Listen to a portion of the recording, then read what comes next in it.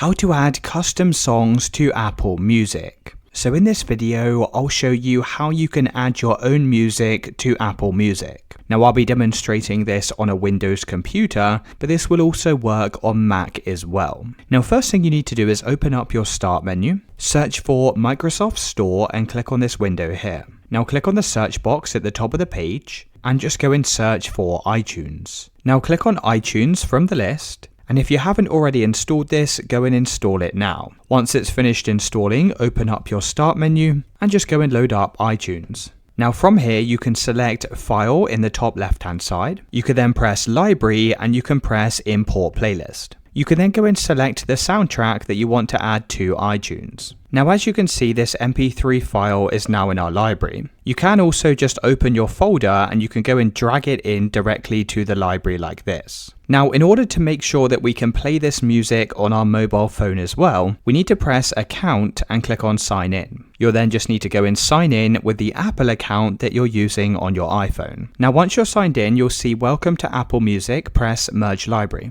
You can then open up Apple Music on your mobile device and you'll be able to see any custom songs that you've added from your computer.